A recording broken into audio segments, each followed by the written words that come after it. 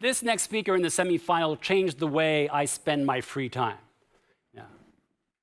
Something I should have learned from my Finnish friends. Just enjoy the silence, and you'll get the brain fuel. Beautiful insight, but he's got more for you tonight, ladies and gentlemen. He's the co-founder, CEO of the Focus Academy. He'll be diving into the future of work with a great title, How to Thrive in the Age of Distractions.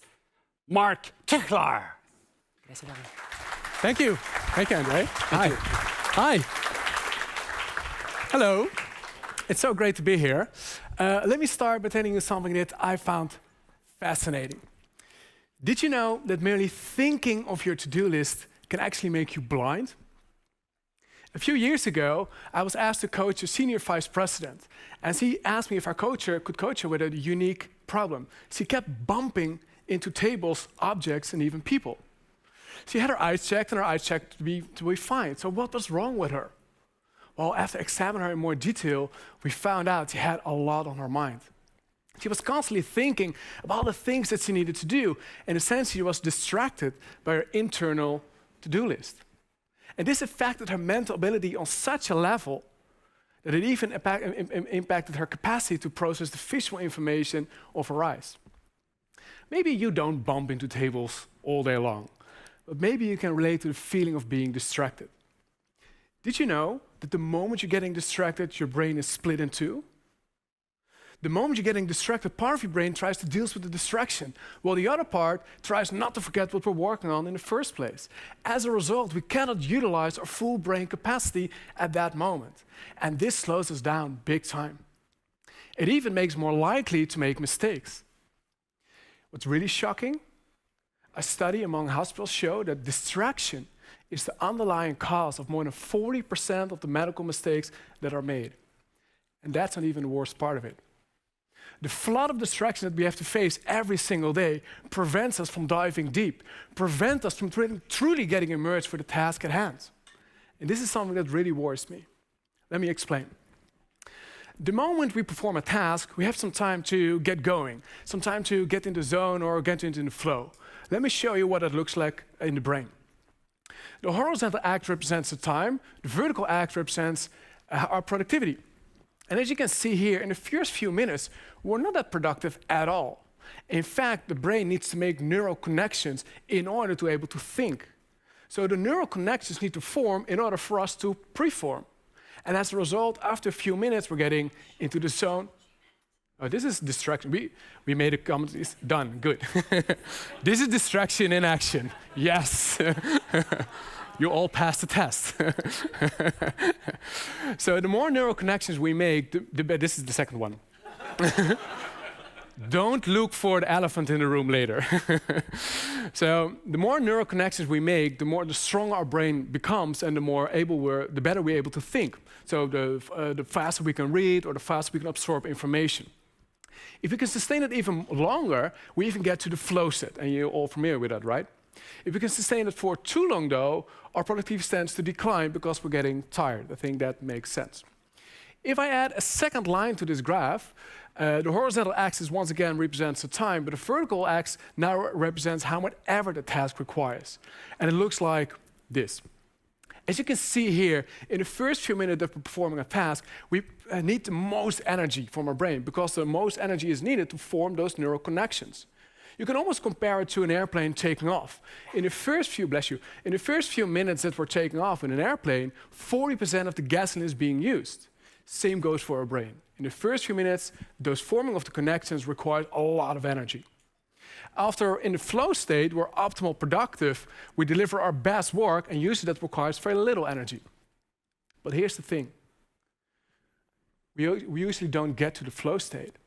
Ever had that you're working on an article or working on a project, you're almost getting into the zone, but then a coworker steps in. Hey, I'm sorry, do you have a minute? Ever had that? Let me add that to the graph. The moment we're getting interrupted, the neural connections start to get loosened and even evaded. The moment we're getting interrupted, the brain starts once again need to reform those connections. And how often do you think this is happening? Meaning, how often you think you're getting interrupted? Take a wild guess.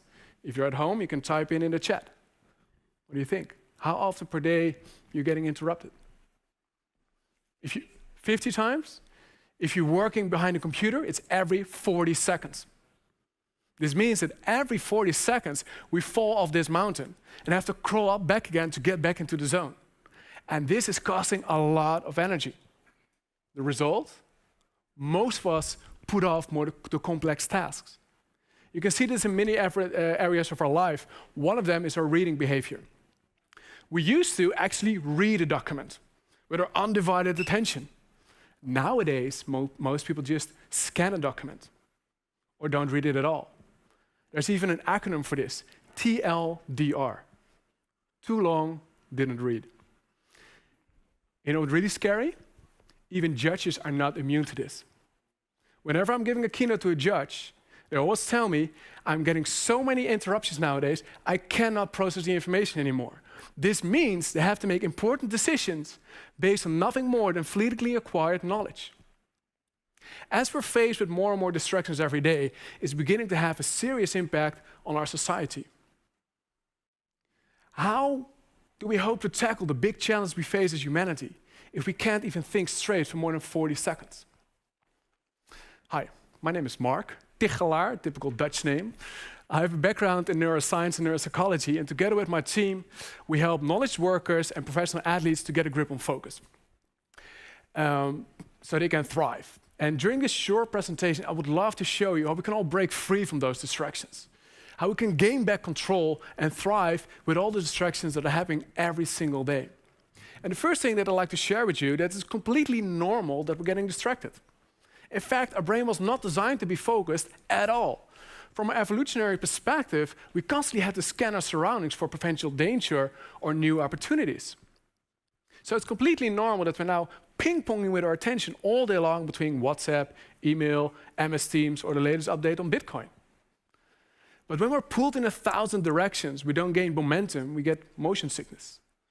If you want to thrive in the age of distractions, you have to minimize the number of switches that you make during a day. In almost 2 decades that I'm working in this field, we found out there are only 4 reasons why we switch with our attention and therefore lose our focus. We call this the 4 concentration leaks. Let me walk you through them one by one. The first one, I think the most obvious one, is too many external distractors, too many phone calls, too many chat messages. The challenge here is we want to be available all day long for our friends and family. This means we're being torn between being available and being focused. But open any biography of a great thinker, artist, or business leader, and you will find that most of them are not available all day long. They retreated to their own personal space to actually think uninterrupted. The second concentration leak is too many internal stimuli, meaning our own mind. All the unfinished projects that pop to mind, emotion that lingered on your mind, or the new insights that you might gain. And this was especially the case with the woman who kept bumping into tables all day long. Her internal distractors were a bigger distractor than her phone and email combined. The third concentration leak, I found this the most interesting one, is too little energy or too little brain fuel. To put simply, a brain runs on fuel pretty similar to your car. And at some point, your energy runs out. You need to recharge yourself.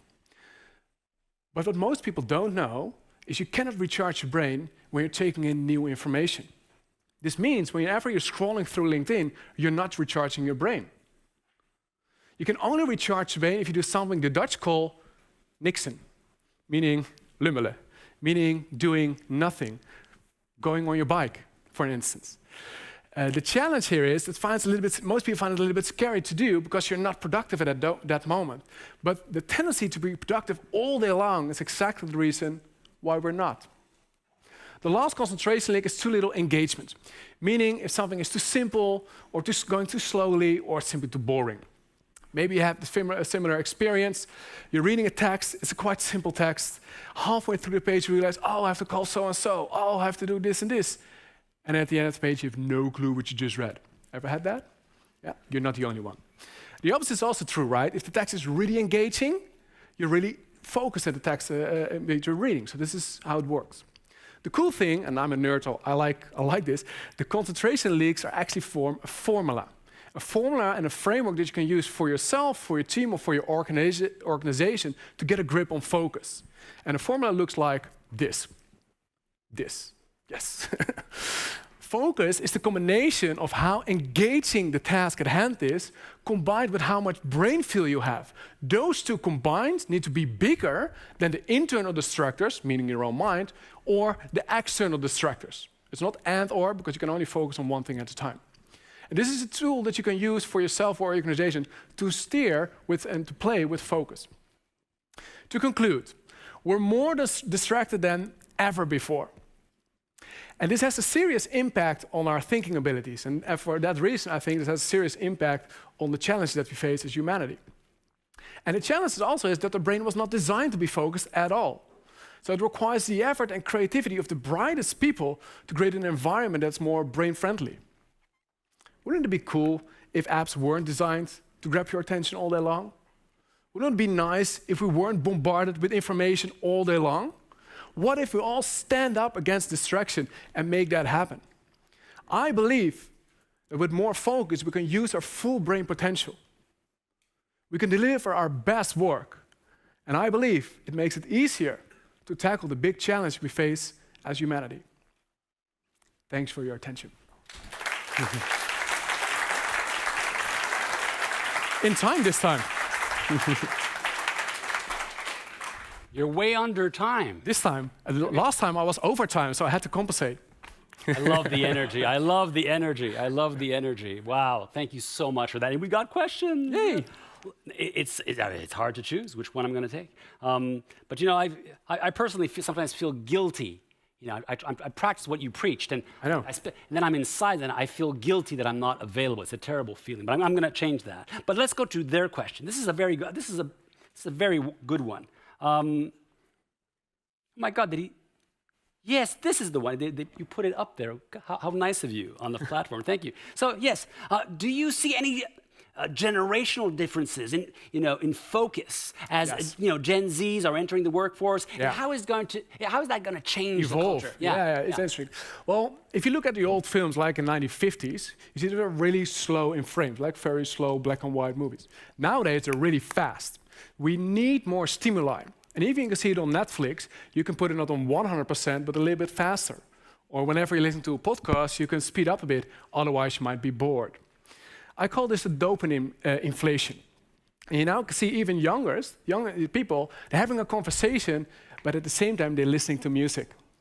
Yes, my son does that all the time. So I believe there is something going on, and it will definitely change later on and have an effect on our work life. Yeah.